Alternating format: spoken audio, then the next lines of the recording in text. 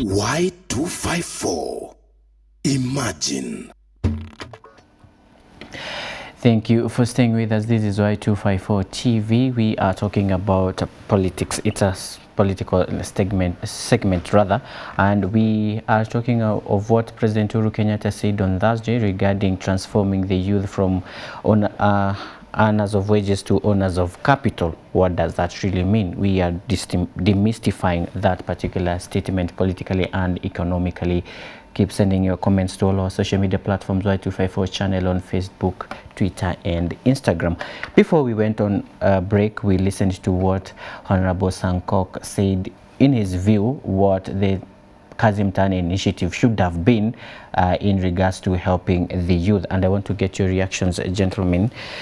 Wangai, when Sankok said that money should have been used, and he says they need to sit down as leaders because they passed that money, yes, and they allowed President Uhuru to go ahead and agree, yes, this we will do, 8 stimulus point, and they gave the youth 10 billion shillings for Kazim Tani initiative. Why now change and they were there? Well, yes, I think Sankok has very valid points and arguments, and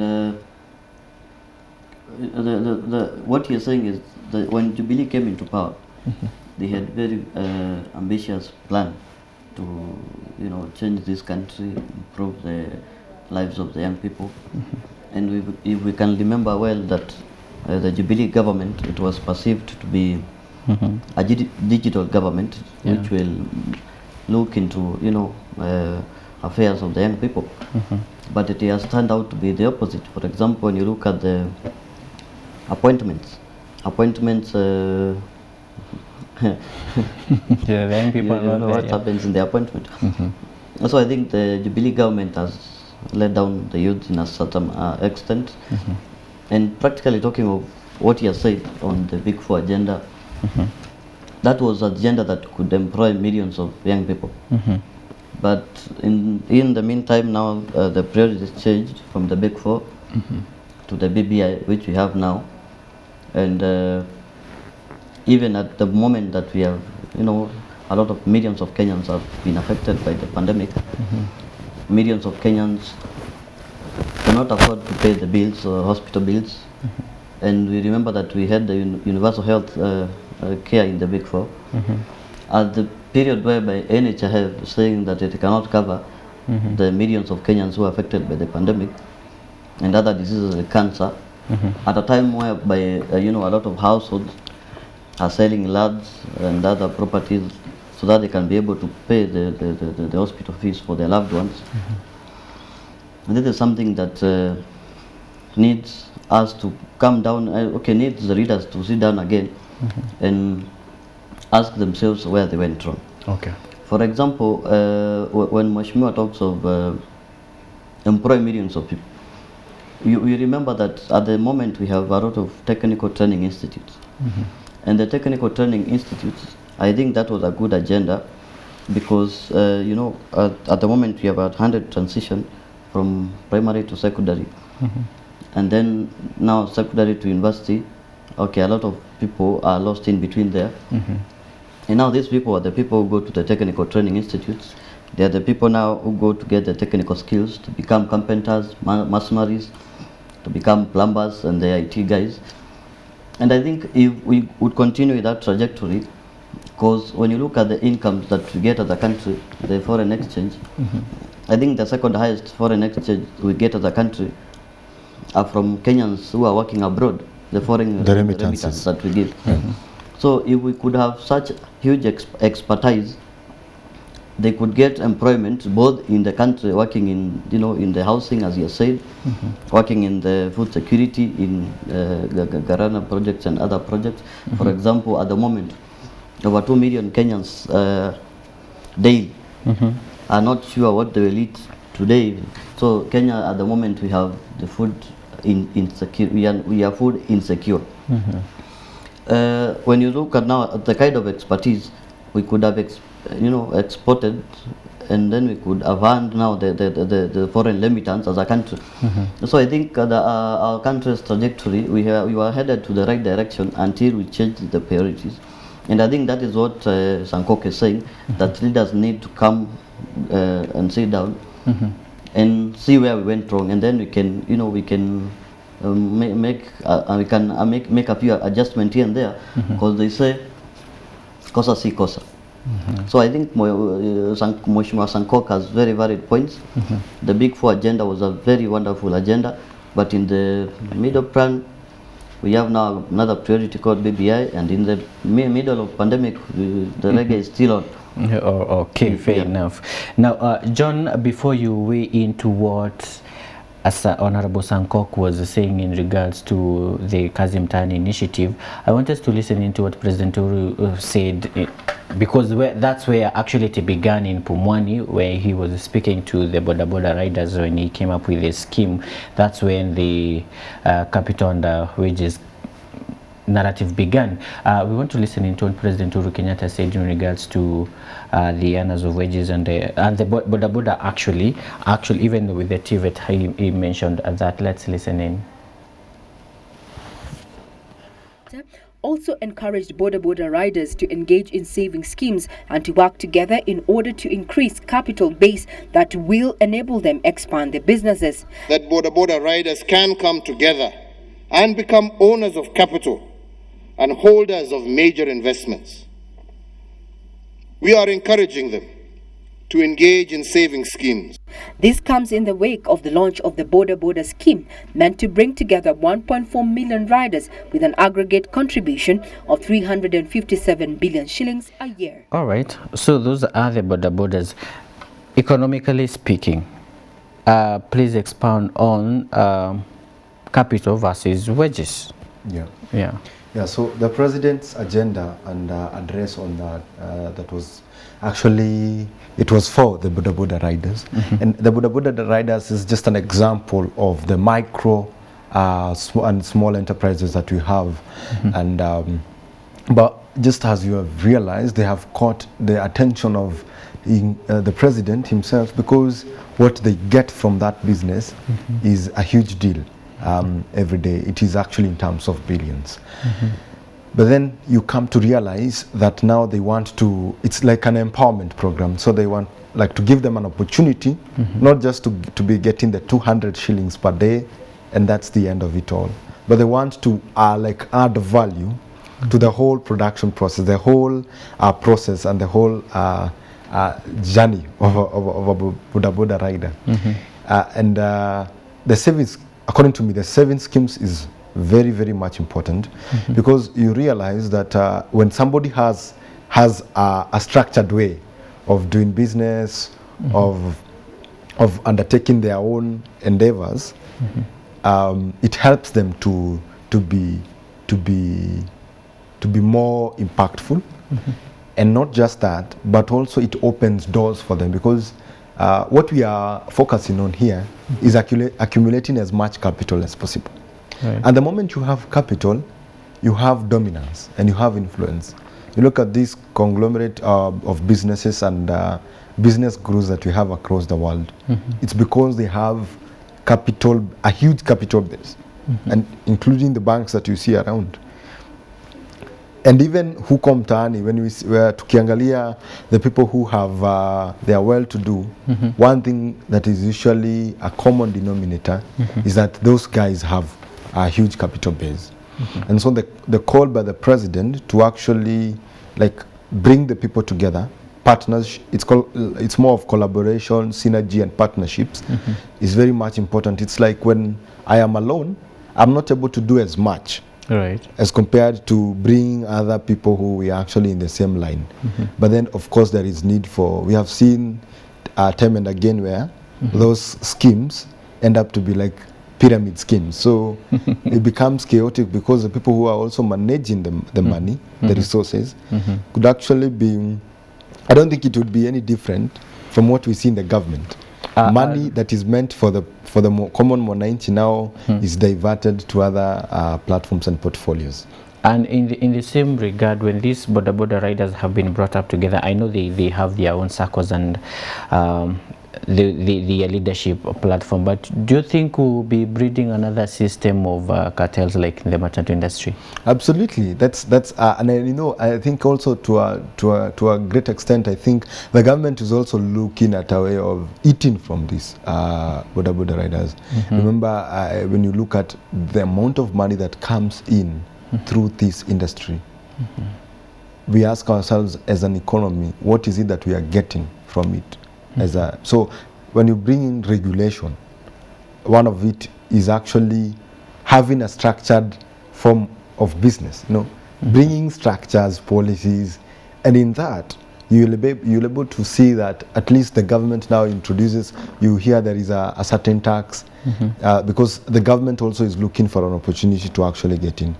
The other thing that you have actually mentioned is about the cartels. And that is not far away from reality. That is exactly what will be happening. It's actually a bomb whose time is yet to trickle down. All right, because I know these things happen when they say it's a critic statement. When you see the government interested in something, of course, there could be more to it. To add on that a little bit, just like what I said earlier, that the challenge this country has been having has been focusing on the top, and I think now they have taken some lessons from the economies that are developing. For example, India and Bangladesh. You have, as a government, you have also to invest from bottom to top. When you see the president meeting the border riders, those are people who are the top level chain. When you see him going to launch, I don't know, some things in Manyani from youth with IT and other stuff, when you see them talking of the, changes in the tea industry, you have heard also on the talks of the guaranteed minimum returns for farmers in tea, coffee, miraa, and other stuff. So I think there's a good trajectory that going forward we should invest more on the people who are at the bottom of the chain, going upwards. And I think that is something that the Deputy President has been saying, and I think that's a good idea. When you talk to a good number of economists, they will tell you this is a good idea, because the moment the person at the lower chain is empowered, this thing now will trickle up, because he has more money in the pocket, he has more spending power. All right, while it has been mentioned of transforming the young people from earners of wages to owners of capital, one of the ways people are asking is, how will this be achieved? Because majority of the young people are not employed, and of course when it comes to starting up a business, you will need capital. But even so, why don't we just listen into what President Uhuru Kenyatta had to say in regards to this particular statement, the genesis of it all, how he will transform the young people from earners of wages to owners of capital. Let's listen in. Rates of taxation. Youth empowerment also took center stage, with the president denoting government's objective to shift the country's young people from being earners of wages to owners of capital, leveraging on capacity building. We have worked hard to give youth self-esteem and a sense of purpose. And we have done this because dignity comes from self-reliance and a sense of contributing to society.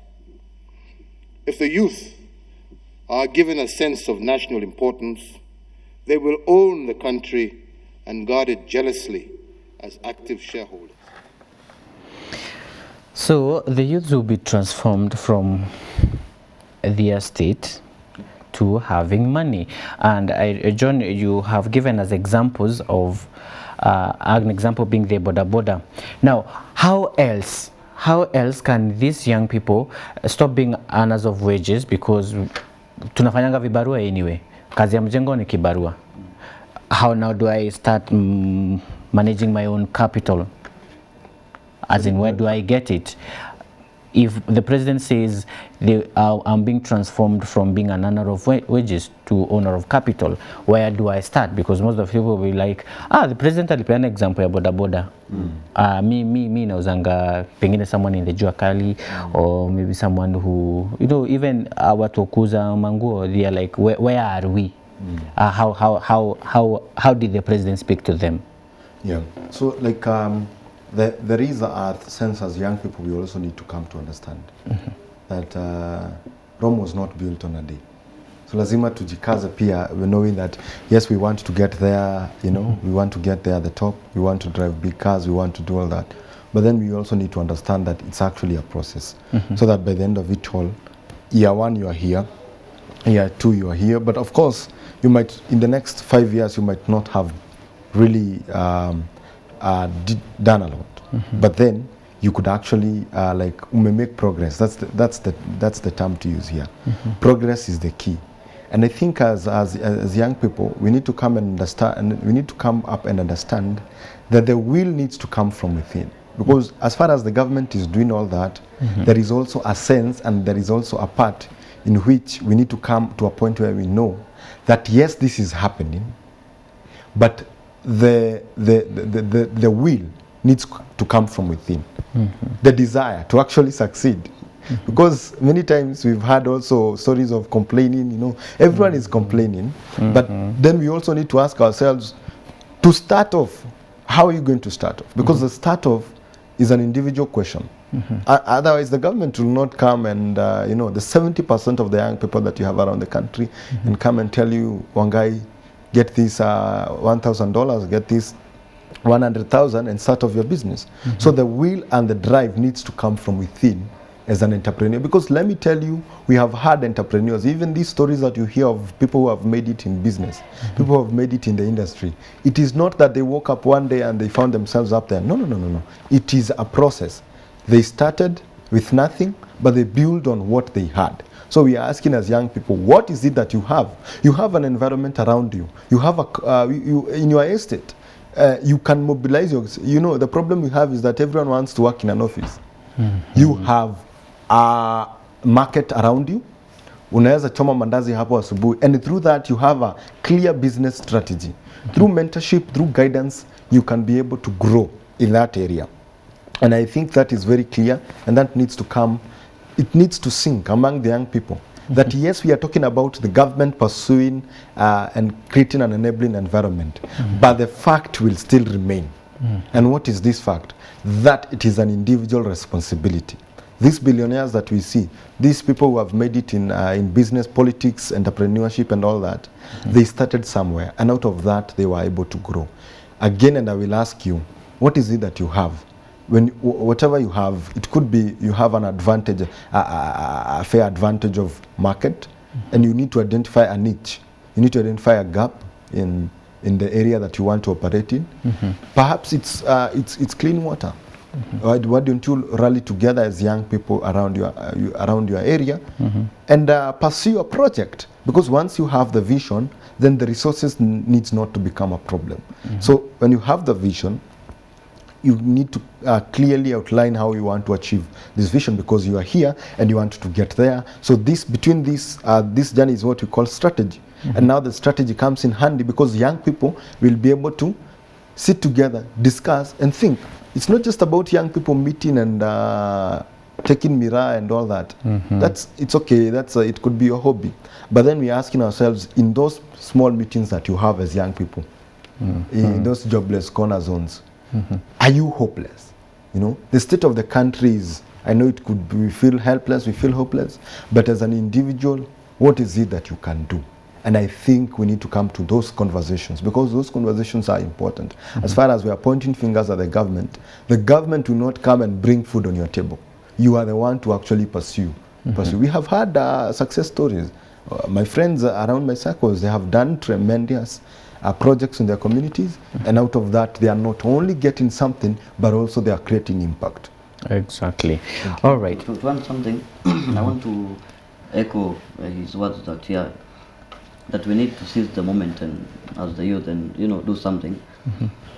And for example, there's an article I wrote in the Star, and I wrote that article after doing a heavy research that the next billionaires will come from agribusiness. That is what he's saying, that we must, as a youth, we must get out of our comfort zones and try and do these, tiresome works, dirty works, perceived dirty works, Because, for example, at the moment, we have these common markets that are being opened. And Kenya has, I think, a treaty coming up with South Africa. There is something agreement, and that Africa has over 1 billion. So, and you also have another one with China, UK. So I think this product, like avocados, poultry, generally agribusinesses, helping a lot of young people, and I have success stories I can point. But also now, speaking on an honest, perspective, the government has done a little bit. For example, this year we were ranked number 3 on, ease of starting business. For example, starting a business name, you can start in 2 days, a company in 7 days. There is access to, funds. There is Wezo Fund, Youth Enterprise Fund. There is the Biashara Fund that is in the program now. But now the problem with the problem that the government, the problem the youth face is, for example, now starting the business itself. You need a lot of licenses left, right, and center, and that is very, very expensive, and the young people cannot afford. Number 2, also, for example, for those young people who have decided to start companies, which are quite a number, and they are trading with the government, doing tenders and other procurement opportunities. The issue of pending bills has really affected a good number of them, and you see that at the moment, because most of these funds, I read somewhere that most of these funds are loans. So the moment the government keeps you for 3 years without paying you, you see that now even the bank will come to auction you, and you'll be left there. So I think these are some of the things that the government must improve. But on also as youth, let us seize the moment and do something. Yeah, actually, I want to engage you on that. There are policies. Yeah. There could be more policies to better this, but going by the president's word, do you think we have political will to see this? Actually, his time is almost actually in Asia too. But now, do we have political will to see what the president says or what the president dreams of the young people comes to be by passing these policies that will provide favorable opportunities and favorable competition for young people to do business? I think, yes, maybe the president means well, but the people in offices have no goodwill. For example, when you look at now the issue of the Public Procurement and Asset Disposal Act, it clearly states that the tenders in each and every government MDAs, the ministerial department agencies, should give at least 30% of their tenders or procurement opportunities to the young people. But what is happening is that one has not been realized. When you look at a treasury report of last year, I think a quite small number of youths benefited, and the other now goes to the old people. And number 2, just as my brother talked of cartels in the industry, you'll see that, and a good example is the COVID billionaires. You see that the KEMSA thing that was procurement, that was an agile kind of thing. But you see now that these big men go to register a company. For example, I am used to register a company because I am a youth, but they are the real owners. So, for example, if anything happens, the state will come for me looking for money. But now the big people took the money, so I have nothing. So I also think that the industry has a lot of corruption and cartelism. Generally, there is no goodwill. So we need to implement these policies and have a goodwill. And I think if that is achieved, we have a good vision, and going forward, I think this country will be tremendous. All right, John, you spoke of young people understanding the terms and it's a personal responsibility. Other than the attitude that you have ya kuchagua kazi, mimi siwezi fanya hivi, o nani aoshe magari, that kind of a thing. What else is an impediment to the young people embracing the times and doing something to bring food on the table and maybe making their lives better? Yes, so basically, I think apart from hiyo maneno ya kuchagua kazi, what I would say is actually that the environment is actually not also favorable, so that ideally the work of the government is to create an enabling environment. The work of different stakeholders who come into play, because like I said, stakeholder engagement in any sector is very important, so that you are telling young people and graduates, go and try and do something, self-employment. But you don't start from nowhere, but you need to have a structured way. That's the thing that I'm saying. So stakeholder engagement comes into play, so that these industry players, they are supporting you. So what the government is actually, in essence, supposed to be doing is to create an enabling environment for the young people. And that's what we are saying. That has not been created for a period of time. Like now, you see, look at what the government is insisting on, issues of procurement laws, 30% being given to the young people, women, and people living with disabilities. That is far-fetched. I mean, it's not something that is happening. And whatever is happening is actually young people are, a tycoon, a cartel, comes and tells young people, you're going to register a business in your name, but I'm actually the one to deliver those tenders and all that. And I think the enabling environment comes into play. But also the other thing which I would actually emphasize is the issue of parenting. Because parenting comes in hand, because we don't learn these things at school to begin with. We learn these things at home. All right, I want you to hold on that thought. We take a very short break. Then when we come back, we expand on that and we look at the reactions of different people. Then we'll be winding up. We'll be taking a very short break. Please stay with us. We are continuing with this conversation of transforming young people from earners of wages to owners of capital.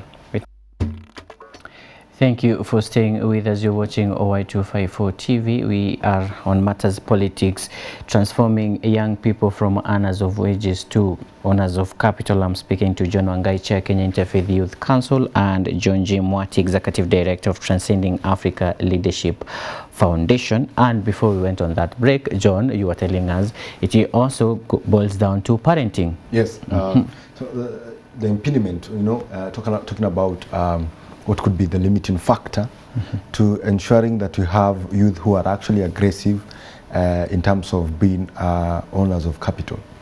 And that is parenting. Because I realize that where we come from a point where, as we go out to the whole world, we face a culture shock.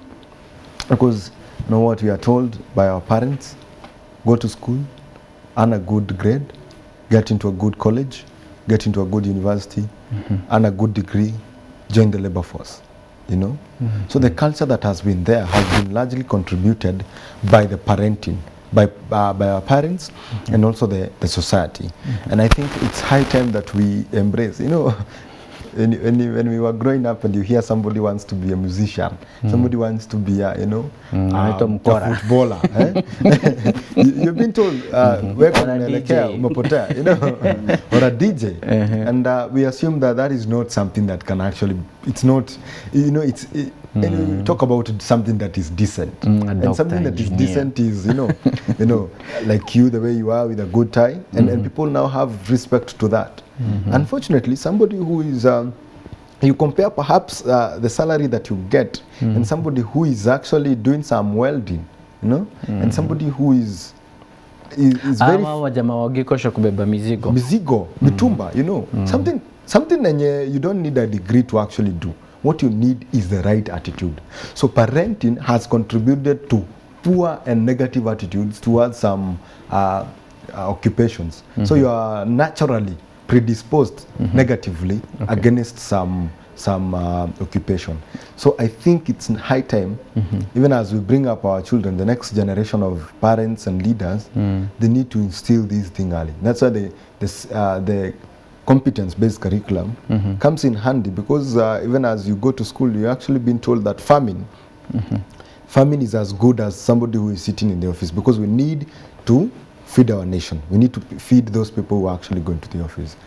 Okay, all right. I want us to finish up with listening to some of the reactions of members of parliament. One from Pamela from Migori and KJ from, I think it's Dagoretti South.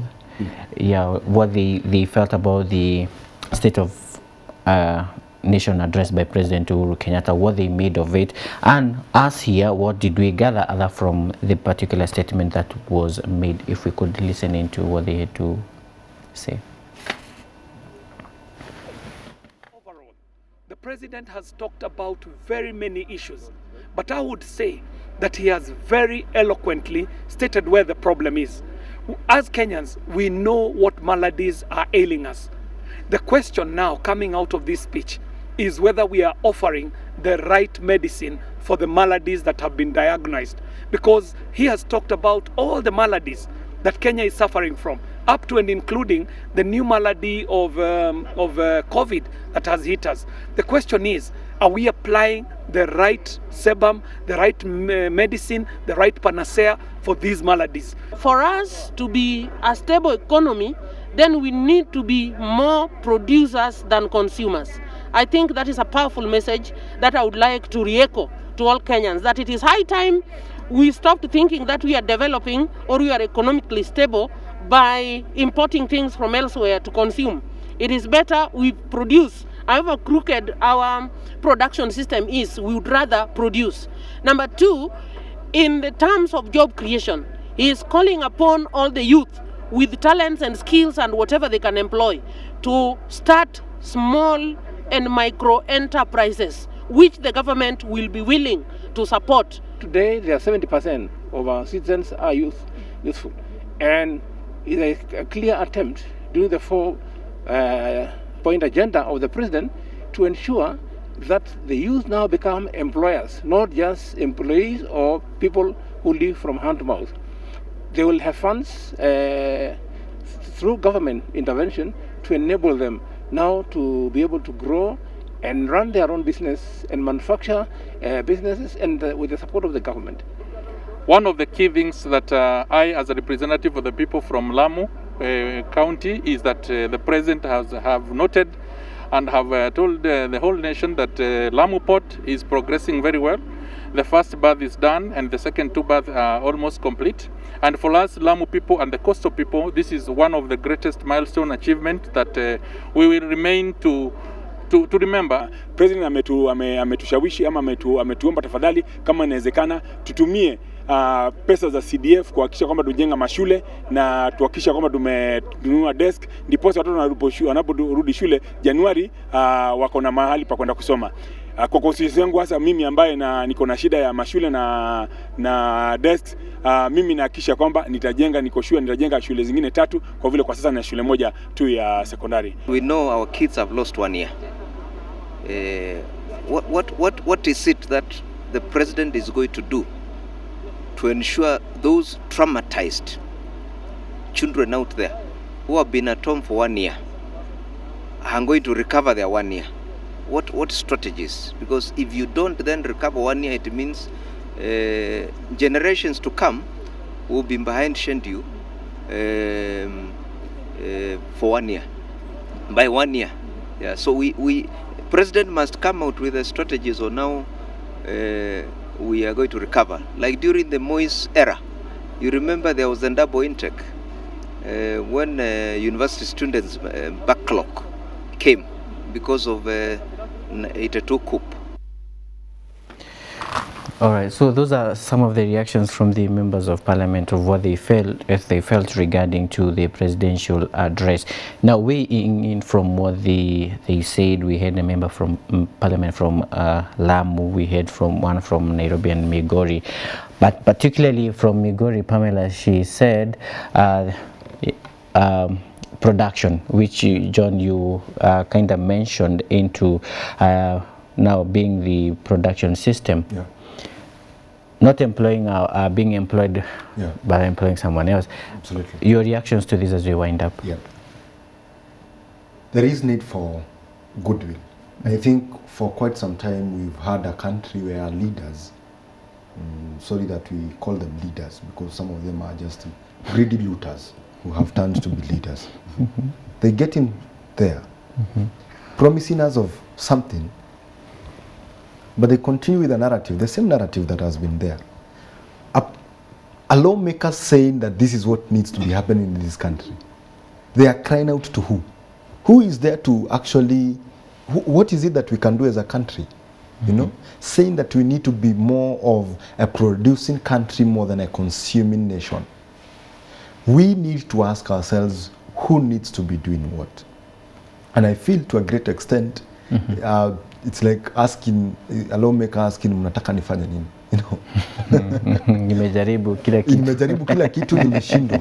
And me as a citizen, what is my responsibility as far as being a producing country is concerned?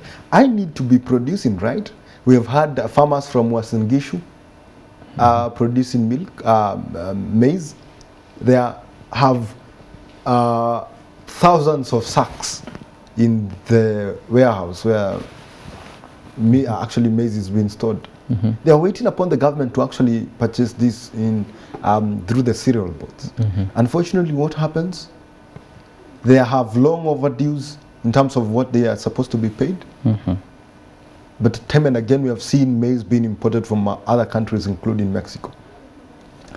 Maize finding its way through the port, through our entry points in our country, through the border points, coming all from other countries in the world who have surpluses, but we cannot even take care of a local farmer in our country. And yet we are saying that we want to be more of a producing country. That farmer has spent time in the farm. They have bought fertilizers. They have employed in the endeavor to becoming an owner of capital. They have even employed the locals to be part and parcel of the production process. But then, what do they meet in the end? They have so much maize, sacks of maize. They don't know where to take it to, because where they are supposed to be taking it, there is already a surplus. And where is the surplus coming from? It's coming from importation. Who are these people who are importing? The lawmakers. The one who has that influence is the one that is eating its own farmer. We are eating our own people, and I feel as a country, we need to clearly have demarcations on who needs to be doing what. And I call upon the institutions that are actually supposed to be protecting the interest of the common man. The point we come and we actually get to a point where a lawmaker takes advantage of the position to supply things to the government, yet a young person somewhere has put energy into farming or into a particular endeavor, but their efforts are not rewarded. I feel that is very, very critical when it comes to issues of having a surplus, a country which is actually relying on production more than importation and consumption. All right. Wangai, do you think we have become a man-eat-man society?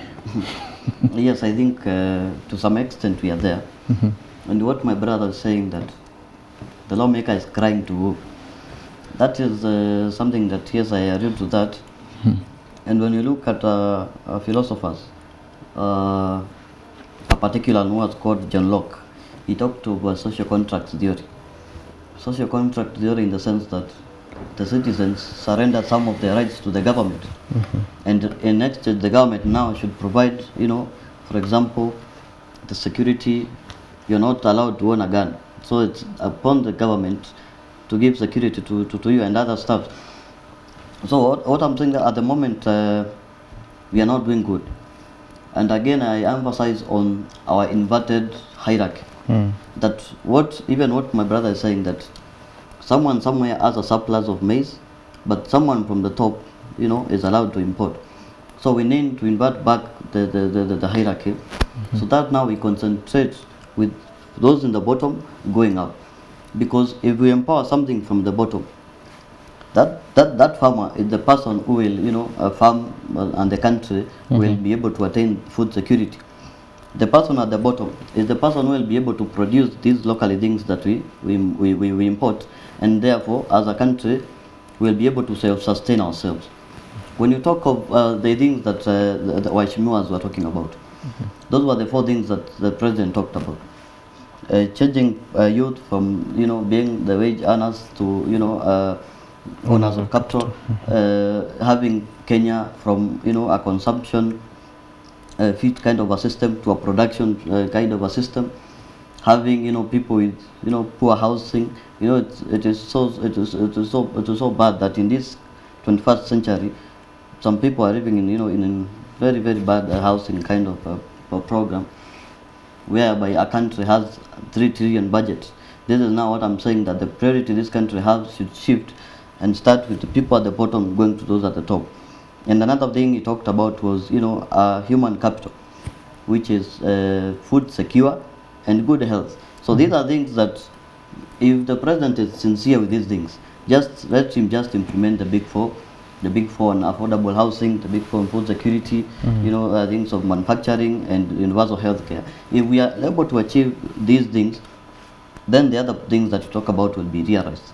So at the moment, what I can say is, with the ravaging, pandemic, let us, focus to the economic recovery, protection of the citizens. The other things, we are not in a hurry. We will amend the constitution later. Let us first work with the things that are affecting the common mwananchi.